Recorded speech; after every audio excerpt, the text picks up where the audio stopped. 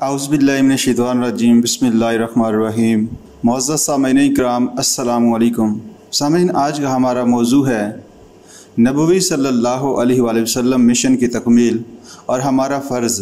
फ़ल्लज़ीन आमनू बिही व अज़्ज़रूहु व नसरूहु वत्तबउन नूरल्लज़ी उनज़िला मअहु उलाइका हुमुल मुफ़्लिहून। पस जो लोग ईमान लाए उन पर यानी नबी अकरम सल्लल्लाहु अलैहि वसल्लम पर और जिन्होंने उनकी तौक़ीर व ताज़ीम की और जज्बा एहतराम के साथ जिन्होंने उनकी मदद व हमायत की, उनके काम और उनके मिशन में उनके दस्तो बाजू बने और उनके फ़र्ज़ मनसबी की तकमील में अपनी क़ुव्वतों, सलाहियतों और तवानाइयों को खपाया और जिन्होंने इस नूर का इत्तबा किया, पैरवी की जो उनके साथ नाज़िल किया गया है यानी कुरान मजीद, तो यही लोग हैं जो अल्लाह के यहाँ फ़लाह पाने वाले, कामयाब व कामरान और शाद काम होने वाले करार पाएंगे। उम्मत मुस्लिमा इस वक्त जिस सूरत हाल से दो चार है उसकी तफसील में जाने की चंदा एहतियाज नहीं। हर साहिब नज़र आगाह है कि इज़्ज़त और वक़ार और सरबुलंदी गोया कि हमसे छीन ली गई है और अल्लाह ताला माफ़ फरमाए। वाक़या यह है कि जो मग़ज़ूब अलैहिम कौमों का नक्शा कुरान मजीद में खींचा गया है, मुख्तलिफ़ एतबारात से वही नक्शा आज हमें अपने ऊपर मुंतबिक होता नज़र आ रहा है। इफ्तिराक है, बाहमी खाना जंगियाँ हैं, इख्तिलाफ़ात हैं, वहदत उम्मत जो मतलूब है तो उसका शिराज़ा पारा पारा हो चुका है। सवाल ये पैदा होता है कि इस सूरत हाल का हल क्या है, इसके लिए हम किस तरफ रजू करें। इसका जवाब अगर एक लफ्ज़ में जानना चाहें तो वो ये है कि खलूस और इखलास का रिश्ता और वफ़ादारी का ताल्लुक़ असर नौ अल्लाह से, इसकी किताब से और इसके रसूल सल्लल्लाहु अलैहि वसल्लम से इस्तवार किया जाए और सही बुनियादों पर कायम किया जाए। जैसा कि नबी अकरम सल्लल्लाहु अलैहि वसल्लम ने फरमाया, दीन तो बस खैर ख्वाही और खलूस और इखलास और वफ़ादारी का नाम है। पूछा गया कि हजूर किसकी वफ़ादारी, किससे खलूस और इखलास? हजूर सल्लल्लाहु अलैहि वसल्लम ने इरशाद फरमाया, अल्लाह से, इसकी किताब से और इसके रसूल से और मुसलमानों के रहनुमाओं और कायदीन से और आमातुल मुस्लिमीन से।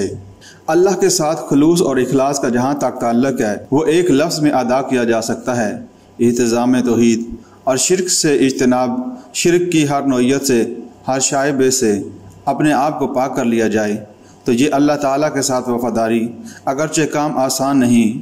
जहाँ तक कुरान मजीद और नबी अकरम सल्लल्लाहु अलैहि वसल्लम के साथ खलूस और इखलास का मामला है तो ये दर हकीकत दो चीज़ें नहीं, एक ही है। इसलिए कि नबी अकरम सल्लल्लाहु अलैहि वसल्लम कुरान मुजस्सम है, कुरान हकीम मुसहिफ़ है, कुरान मतलू है और अन हज़ूर सल्लल्लाहु अलैहि वसल्लम कुरान मुजस्सम है। जैसा कि फरमाया उम्मुल मोमिनीन हज़रत आयशा सिद्दीक़ा रज़ी अल्लाह ताला अन्हा ने जब उनसे ये फरमाइश की गई कि हमें हज़ूर सल्लल्लाहु अलैहि वसल्लम की सीरत बताइए, तो आप रज़ी अल्लाह ताला अन्हा ने सवाल किया, क्या तुम कुरान नहीं पढ़ते? और जब जवाब असबाहात में आया तो आपने फरमाया, कान खुलुकुल कुरान, हज़ूर सल्लल्लाहु अलैहि वसल्लम की सीरत कुरान ही तो है। सामीन, अब हमें सोचना चाहिए कि नबी अकरम सल्लल्लाहु अलैहि वसल्लम के साथ खलूस व इखलास के तकाज़े क्या हैं। अन हज़ूर सल्लल्लाहु अलैहि वसल्लम के साथ हमारी वो निस्बत कैसे कायम हो सकती है जिसके बारे में अल्लामा इकबाल ने सादा तरीन अल्फाज में तो यूँ कहा कि मोहम्मद से वफ़ा तो हम तेरे हैं, ये जहाँ चीज़ है क्या लहो कलम तेरे हैं। गौर करने से मालूम होता है कि नबी अकरम सल्लल्लाहु अलैहि वसल्लम से हमारे ताल्लुक़ की बुनियादें चार हैं। एक जो आयत तिलावत की गई, इसका पस मंज़र बड़ा अजीब है। हज़रत मूसा अलैहिस्सलाम ने जब अपने और अपनी कौम के लिए बारगाह खुदाबंदी में रहमत का सवाल किया तो अल्लाह ताला ने जवाबन इरशाद फरमाया, मेरी एक रहमत तो आम है जो तमाम मखलूक़ात के लिए खुली हुई है और जो मेरी रहमत ख़ुसूसी है तो उसे मैंने मखसूस कर दिया है उन लोगों के लिए जो मेरे नबी उम्मी से अपना सही ताल्लुक़ कायम करेंगे। वो ताल्लुक़ क्या है, इसको सूरत अल आराफ में बयान किया गया। फ़ल्लज़ीन आमनू व अज़्ज़रूहु व नसरूहु वत्तबउन नूरल्लज़ी उनज़िला मअहु उलाइका हुमुल मुफ़्लिहून। जो लोग उन पर ईमान लाएंगे, उनकी ताज़ीम करेंगे, उनकी नुसरत व हमायत करेंगे और जो नूर उनके साथ नाज़िल किया गया है उसकी पैरवी करेंगे, वो होंगे असल मानी में कामयाब और मेरी रहमत ख़ुसूसी इन्हीं लोगों के हिस्से में आएगी। इस आयत मुबारका की रोशनी में सामीन गौर किया जाए तो हज़ूर सल्लल्लाहु अलैहि वसल्लम के साथ ہمارے تعلق کی 4 بنیادیں واضح طور پر سامنے آتی ہیں۔ سب سے پہلی بنیاد ہے تصدیق و ایمان۔ یہ تصدیق کرنا کہ آپ اللہ کے رسول ہیں۔ آپ نے جو کچھ فرمایا اپنی طرف سے نہیں فرمایا، بلکہ اللہ تعالیٰ نے جو وہی فرمایا اسی کو نوح انسانی کے سامنے پیش فرمایا۔ وَمَا يَنطِقُ عَنِ الْهَوَىٰ إِنْ هُوَ إِلَّا وَحْيٌ يُوحَىٰ، اور ہمارا نبی اپنی خواہش نفس سے نہیں بولتا، یہ تو ایک وحی ہے جو ان پر کی جاتی ہے۔ اب اس ضمن میں یہ جاننا چاہیے کہ اس ایمان اور تصدیق کے 2 درجے ہیں۔ ایک اقرار باللسان کا درجہ ہے، زبانی اقرار، اس سے انسان اسلام کے دائرے میں داخل ہو جاتا ہے، وہ قانونی ضرورت پوری ہو جاتی ہے جو امت محمد علیہ الصلاۃ والسلام میں شامل ہونے کے لیے لازمی اور ضروری ہے۔ لیکن اصل ایمان تصدیق بالقلب کا نام ہے، جبکہ ان حضور صلی اللہ علیہ وآلہ وسلم کی رسالت پر، آپ صلی اللہ علیہ وآلہ وسلم کی نبوت پر دل میں یقین کی کیفیت پیدا ہو جائے تو یہ ہے ایمان مطلوب۔ اس کے بغیر جو دوسرے حقوق ہیں نبی اکرم صلی اللہ علیہ وآلہ وسلم کے، وہ ہم ادا نہیں کر سکتے۔ پھر زبانی کلامی تعلق رہے گا، جیسے کہ اللہ معاف فرمائے ہماری ایک عظیم اکثریت کا فی الواقع ہے۔ دوسرا تعلق ہے تعظیم و محبت۔ یہ لازمی تقاضا ہے یقین قلبی کا۔ اگر یہ یقین ہو کہ آپ صلی اللہ علیہ وآلہ وسلم اللہ کے رسول ہیں تو آپ صلی اللہ علیہ وآلہ وسلم کی ایک عظمت کا نقش قلب پر قائم ہوگا، آپ کی محبت دل میں جاگزیں ہوگی، جیسے کہ نبی اکرم صلی اللہ علیہ وآلہ وسلم نے فرمایا، تم میں سے کوئی شخص مومن نہیں ہو سکتا جب تک میں اسے محبوب تر نہ ہو جاؤں، اس کے اپنے بیٹے سے، اس کے اپنے باپ سے اور تمام انسانوں سے۔ یعنی اگر ایک مومن کے دل میں ان حضور صلی اللہ علیہ وآلہ وسلم کی محبت اپنے تمام ازواج و اقارب اور تمام انسانوں سے بڑھ کر جاگزیں ہوئی ہے تو وہ حقیقتاً مومن ہے۔ اس احادیث میں بیٹے اور باپ کے ذکر نے تمام عزیزوں، رشتہ داروں، قبیلوں اور قوموں کا احاطہ کر لیا ہے۔ ان الفاظ میں کوئی ابہام نہیں ہے۔ ایسا نہیں کہ بات واضح نہ ہو، بلکہ صاف صاف اور 2 ٹوک انداز سے ارشاد ہوا کہ حقیقی ایمان کا لازمی تقاضا ہے کہ حضور صلی اللہ علیہ وآلہ وسلم ایک بندہ مومن کو دنیا کی تمام چیزوں سے محبوب تر ہو جائیں۔ تعظیم ظاہری بھی مطلوب ہے اور قلبی بھی۔ اسی طرح محبت کا زبانی بھی اظہار ہو اور دل میں بھی جاگزیں ہو، اور اس کا سب سے بڑا مظہر ہے حضور صلی اللہ علیہ وآلہ وسلم پر درود بھیجنا، جس کے بارے میں یہ بھی فرمایا گیا کہ اگر کوئی شخص اپنی دعا کل کی کل صرف حضور صلی اللہ علیہ وآلہ وسلم پر درود بھیجنے پر مشتمل کر دے تو اس کا مقام اور مرتبہ کہیں زیادہ ہوگا اس سے کہ وہ خود اللہ سے اپنے لیے کوئی سوالات کرتا رہے۔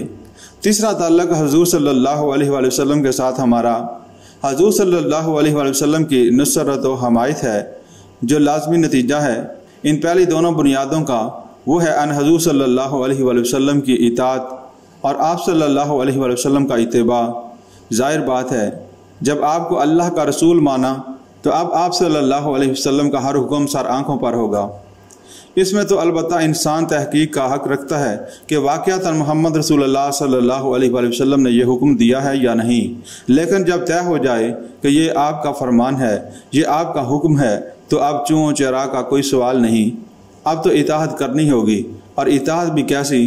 وہ اطاعت جس کے بارے میں قرآن مجید میں فرمایا گیا، پس نہیں تیرے رب کی قسم یہ لوگ ہرگز مومن نہیں ہیں جب تک اپنے نزاعات میں آپ ہی کو حکم نہ مانیں، اور جو کچھ آپ فیصلہ فرمائیں اس پر اپنے دلوں میں کوئی تنگی محسوس نہ کریں، بلکہ آپ صلی اللہ علیہ وآلہ وسلم کے فیصلے کے آگے دل کی پوری آمادگی اور خوشی کے ساتھ سر تسلیم خم نہ کر دیں۔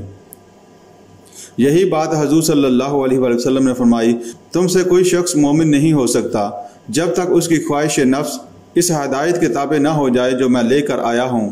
جب اطاعت کے ساتھ محبت کی شیرینی شامل ہو جائے تو اس طرز عمل کا نام ہے اتباع۔ اس کا دائرہ بہت وسیع ہے۔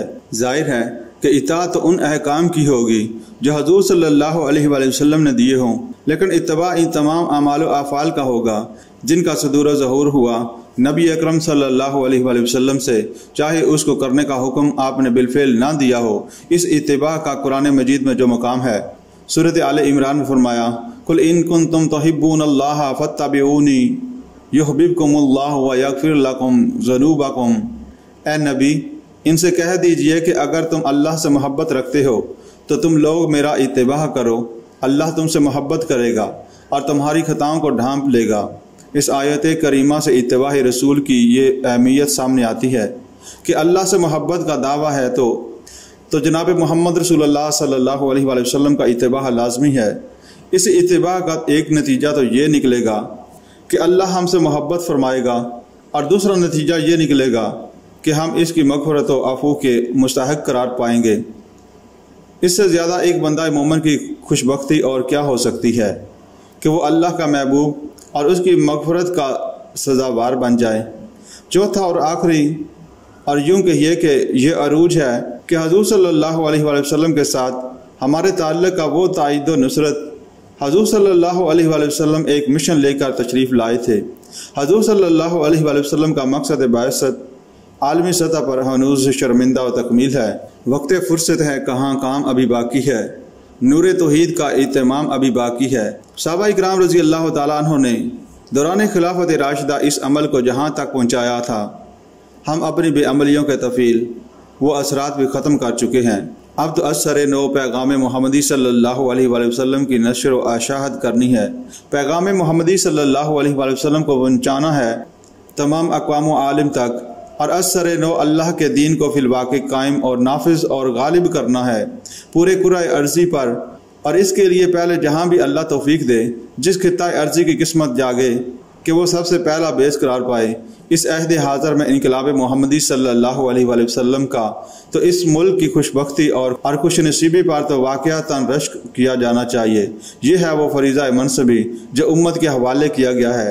ان حضور صلی اللہ علیہ وآلہ وسلم کا مشن زندہ و تابندہ ہے۔ حضور صلی اللہ علیہ وآلہ وسلم گویا کہ اب بھی پکار رہے ہیں، من انصاری الی اللہ، کون ہے میرا مددگار اللہ کی راہ میں، یعنی کون ہے جو میرے پیغام کی نشر و اشاعت کا کام کرے، میرے دین کا علمبردار بن کر کھڑا ہو اور پورے کرۂ ارضی پر اس کا جھنڈا سر بلند کرنے کے لیے تن من دھن لگانے کے لیے آمادہ ہو جائے۔ اسی کے ضمن میں آخری بات جو آتی ہے اس آیہ مبارکہ میں کہ اس عمل کا ذریعہ کیا ہے۔ محمد رسول اللہ صلی اللہ علیہ وآلہ وسلم نے جو انقلاب برپا کیا تو اعلیٰ انقلاب تھا۔ قرآن حکیم اتر کر ہرا سے سوئی قوم آیا اور ایک نسخہ کیمیا ساتھ لایا۔ والذی بعث فی الامیین رسولا منہم یتلو علیہم آیاتہ ویزکیہم ویعلمہم الکتاب والحکمہ، وہی اللہ ہے جس نے امیوں کے اندر ایک رسول خود انہی میں سے اٹھایا جو انہی اس کی آیات سناتا ہے، ان کی زندگی سنوارتا ہے اور ان کو کتاب اور حکمت کی تعلیم دیتا ہے۔ پس معلوم ہوا کہ آپ صلی اللہ علیہ وآلہ وسلم کی دعوت کا مرکز محور قرآن حکیم تھا۔ آپ صلی اللہ علیہ وآلہ وسلم نے لوگوں کی ذہنیتیں بدلیں تو اسی قرآن حکیم سے، لوگوں کی سوچ میں انقلاب برپا کیا تو اسی قرآن حکیم سے، ذہن کی تطہیر فرمائی تو اسی قرآن کی آیات بالنیات سے، تزکیہ نفس فرمایا تو اسی قرآن کی آیات بالنیات اس کا ذریعہ بنی، خارج و باطن منور ہوئے تو اسی قرآن حکیم کے نور سے وہ کتاب موجود ہے، اور اسی کے اتباع کا ان الفاظ مبارکہ میں ذکر ہوا، وَاتَّبَعُوا النُّورَ الَّذِي أُنزِلَ مَعَهُ، اور اس کا اتباع کیا جو ان نبی کے ساتھ اتارا گیا ہے، وہ نور جو آپ کے ساتھ نازل کیا گیا، وہ نور حضور صلی اللہ علیہ وآلہ وسلم حوالے کر کے گئے، وہ امت کے پاس محفوظ ہے، اس کے ساتھ اپنے تعلق کو درست کرنا ہے۔ یعنی حضور صلی اللہ علیہ وآلہ وسلم کے ساتھ ہمارے صحیح تعلق کی آخری اور اہم ترین بنیاد ہے۔ یہ وراثت محمدی صلی اللہ علیہ وآلہ وسلم ہے، اس کو مضبوطی سے تھامنے کا ہم کو حکم ہے، اور اسی کو حبل اللہ قرار دیا گیا۔ وَاعْتَصِمُوا بِحَبْلِ اللَّهِ جَمِيعًا وَلَا تَفَرَّقُوا، یہی کتاب اللہ امت کے اندر اثر نو اتحاد اور یکجہتی پیدا کرے گی، اسی سے وحدت فکر پیدا ہوگی، اسی سے وحدت عمل پیدا ہوگا، اس سے ہماری جدوجہد یکجہتی کے ساتھ اپنے اصل ہدف کی طرف آگے بڑھے گی۔ اس کتاب کے حقوق کو پہچاننا بھی ہمارے ایمان اور وقت کی ایک عظیم ضرورت ہے، جیسے نبی اکرم صلی اللہ علیہ وآلہ وسلم کے ساتھ اپنے تعلق کی بنیادوں کو پہچاننا ہمارے حقیقی و قلبی ایمان کے لیے ضروری ہے۔ یہی در حقیقت میلاد النبی صلی اللہ علیہ وآلہ وسلم کا اصل پیغام ہے، یہی اصل لمحہ فکریہ ہے۔ اس کو اثر نو سمجھیں اور حضور صلی اللہ علیہ وآلہ وسلم کی لائی ہوئی کتاب مبارک کے ساتھ اپنی نسبت کو پوری درستگی کے ساتھ بتمام و کمال اثر نو استوار کر لیں۔ اس کتاب کو مانیں، جیسا کہ اس کے ماننے کا حق ہے، اسے پڑھیں، جیسا کہ اس کے پڑھنے کا حق ہے اس کو سمجھیں جیسا کہ اس کو سمجھنے کا حق ہے، اس پر عمل کریں جیسا کہ اس پر عمل کرنے کا حق ہے، اور پھر اس کے مبلغ و داعی اور معلم بن جائیں جیسا کہ اس کے تبلیغ و دعوت، تعلیم اور تابعین کا حق ہے۔ اللہ تعالی ہمیں ان جملہ امور پر عمل کی توفیق عطا فرمائے تاکہ ہم نبی اکرم صلی اللہ علیہ وآلہ وسلم کے مشن کی عالمی سطح پر تکمیل کے لیے راست سمت میں پیش قدمی کر سکیں، اور وہ وقت آئے جس کے بارے میں شاہ ولی اللہ دہلوی رحمۃ اللہ علیہ نے فرمایا تھا کہ جب پورے کرۂ ارضی پر اللہ کا دین غالب اور قائم ہو جائے گا، جسے محمد عربی صلی اللہ علیہ وآلہ وسلم نے اپنے عہد مبارک میں جزیرہ نماء عرب پر غالب کر دیا تھا، تو وہ وقت ہوگا جب یہ آیت مبارکہ اپنی پوری شان کے ساتھ ظاہر ہوگی۔ وَالَّذِي أَرْسَلَ رَسُولَهُ بِالْهُدَى وَدِينِ الْحَقِّ لِيُظْهِرَهُ عَلَى الدِّينِ كُلِّهِ وَكَفَى بِاللَّهِ شَهِيدًا۔